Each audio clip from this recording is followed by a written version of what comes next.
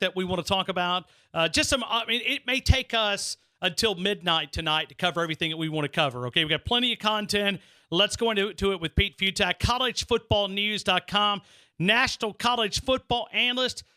He's been traveling abroad here lately. Pete Fiutak, I hope you had an awesome trip, my friend. You got the batteries recharged? You ready to go? Not even remotely close. I need another day or two, but I'm easing my way back into this thing. How's everything going with you? Good. How many days did you spend over there, man? About 18. Oh, my heavens. What a trip.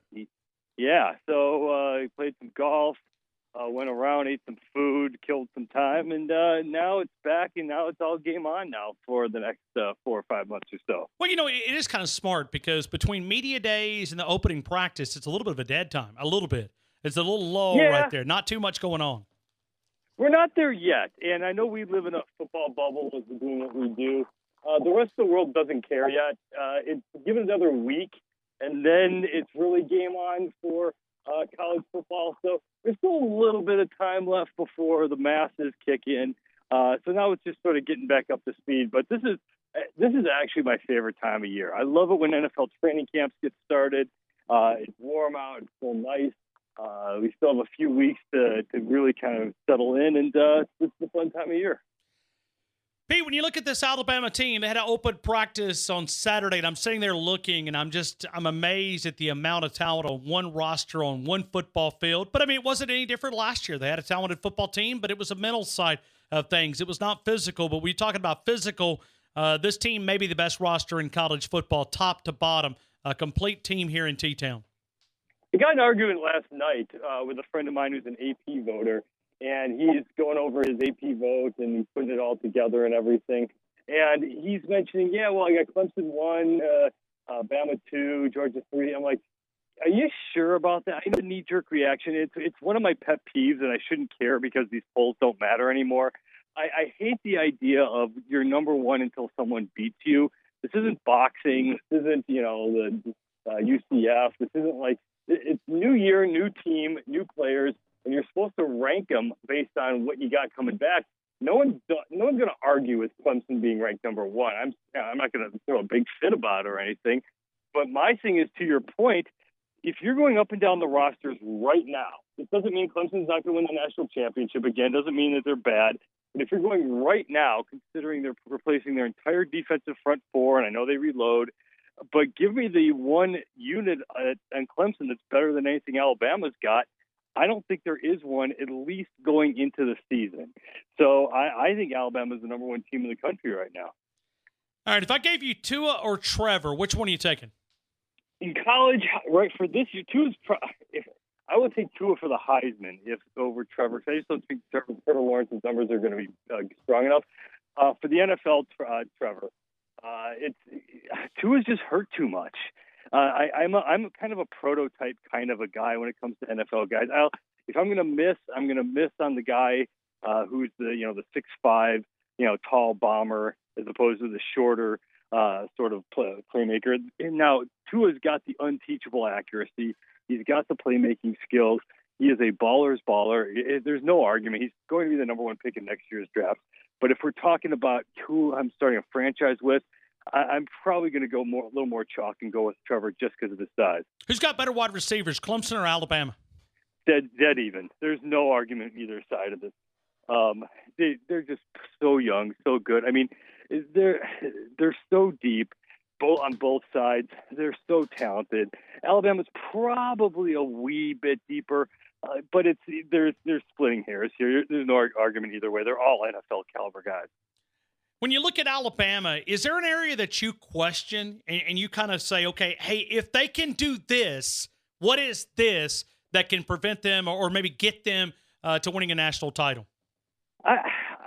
Relax, I think, is the biggest part of this, because part of the issue is going to be is, okay, you know that you can blow everyone away. You know you're the best team in the SEC, if not the country. So are you going to be able to get through the season and not kind of look ahead and think, all right, let's get to January already and let's get to the national championship? Because that's it. You obviously know this better than anybody else.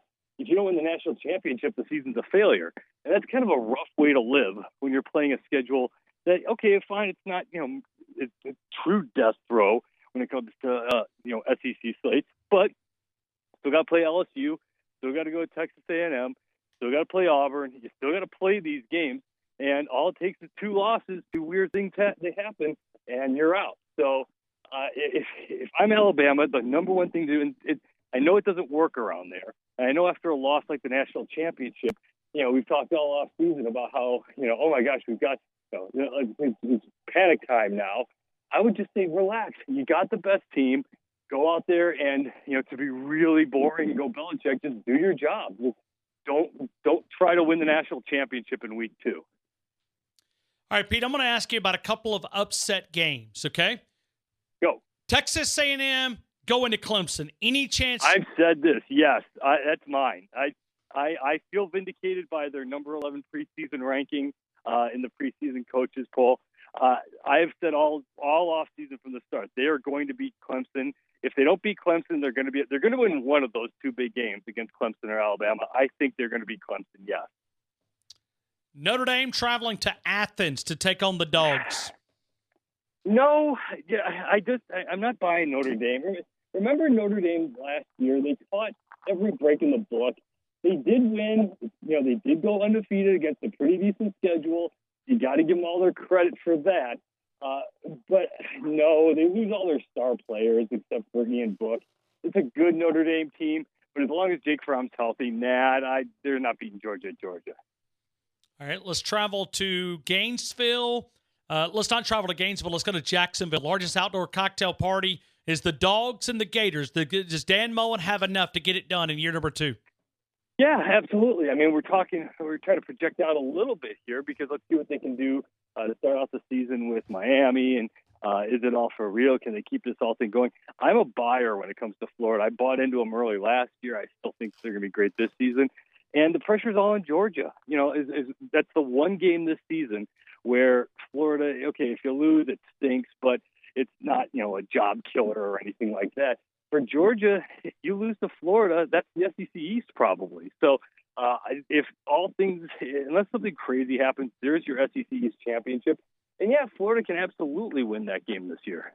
All right. So in the sake of integrity here, let's talk about LSU. You give them any chance to come to Tuscaloosa and play with the Tide? Of course. They absolutely have the athletes. They've got the line. It starts up front. If you can hang up on both sides of the line, that's step one with playing. Alabama just beats everyone from, Jump Street just because nobody has the lines that they do. LSU is the one team that kind of can match up in that way. They've got good enough skill players to get by. They're kind of a no-name bunch, but they're pretty good. Their defense is going to be strong. Yeah, absolutely, they can come in and win that game. All right, let's go to Oregon, Auburn. Who do you have? Until proven otherwise, I'm always going to take SEC over Pac-12.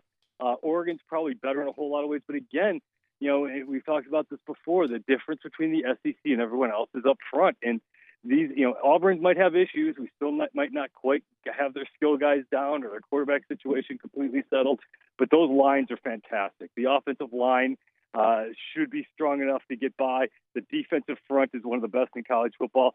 Start there, and while Oregon's talented, they're going to be a lot of flash and a whole lot of fun, a lot of experience. I am not going against the SEC in a game like this to open the season. Peter, are you buying the Texas hype? No, I've never have. They're good, but they're good in a very 9-3-ish sort of way. I agree, 100%. So I'm buying in that they're good. I'm buying in that they're at least a lot better than they were 3 or 4 years ago. But are we going to be talking about them in the college football playoffs? Nah, I'm not quite there. I'm just a diehard believer in Oklahoma this year. Now Texas could absolutely beat Oklahoma. They did it last year. They've done it before. But I think overall, I think this is still Oklahoma's Big 12. Again, 10-2, 9-3. We'll see. You want to talk about the fun game in this whole bunch. I think LSU and Texas. That's going to be one of those really big time marking points because LSU is probably going to be favored. Tom Herman's great as an underdog. That's a huge moment in the program. That's going to be one of the most telling fun games of the season. Michigan, Ohio State. Can they get it done in year number 2019? We're now talking late November. Let's go. Let's figure this out. They better, if not this year, when's it going to happen? There's kind of no one's really quite 100% sure if Justin Fields is great yet. I mean, he's an ultimate talent. Obviously, you want him under center, but he's still got to prove it. I mean, look at the bar he's got to get past. Over the last several years, Ohio State's had its been able to pick and choose from its quarterbacks. This year, you're going to have an opening day where Joe Burrow is going to start for LSU. Tate Martell is probably starting for Miami, or at least close to it. Dwayne Haskins is probably going to start for the Washington Redskins. Over the last few years, you had the argument of Cardell Jones versus J.T. Barrett versus Braxton Miller. This year, it's Justin Fields or bust. That's it. They don't have a whole lot behind him. And if he's not amazing, Ohio State's not going to be amazing. And this Michigan team, I picked them from the start to go to the college football playoff. I'm going to keep picking this thing to work until they actually get there. They've got everything going their way this season. They've got the offense. They've got the experience. They've got Ohio State in a little bit of a transition period. They get them in Ann Arbor. That's the game of the year. So I picked it from the start. I'm going to stay with it now. Give me the last four teams standing. I feel like you got Alabama there, right? Alabama's there. Clemson's there. Who's the other two? Oklahoma, Michigan. My problem is I'm not 100% sure, and this is we're still early August, that Clemson's 1,000% lock. You can't pick against them without sounding wacky, and I don't want to be that guy. So yeah, I'll put Clemson there for now. But one of the big keys, and we've talked about this too, is that it's all about whose quarterback can stay healthy. If Jake Fromm goes down, then all of a sudden all bets are off on Georgia. If Tua goes down, Alabama's probably a little bit quarterback-proof than anybody else, but still, that's a hit. If Trevor Lawrence goes down, Chase Bryce is good, but that's obviously a hit. Oklahoma's actually pretty okay if Jalen Hurts goes down. They've got some pretty good guys in there, and you're relying on true freshmen, but still, you've got some talent there. It's going to be about whose quarterback can stay healthy for a full season, but at the immediate moment, if I'm betting on it, I'm going Alabama, Clemson, Michigan, and Oklahoma. Pete, we missed you, my friend. We missed you, man. We're glad that you're back in the States, and we're glad we could talk some college football, man. We appreciate you jumping on in T-Town. We're down to the 20 days to week 0, and then Alabama plays and all the other college football teams in week number 1. Pete Fiutak, collegefootballnews.com. If you want a good appetizer to the college football season, you can do it right there, collegefootballnews.com, collegefootballnews.com. It's an all-you-can-eat buffet for all of us college football fanatics. Pete, as always, thank you for your time. I hope you have a great afternoon. Hey, Ryan, have a good one. Thank you.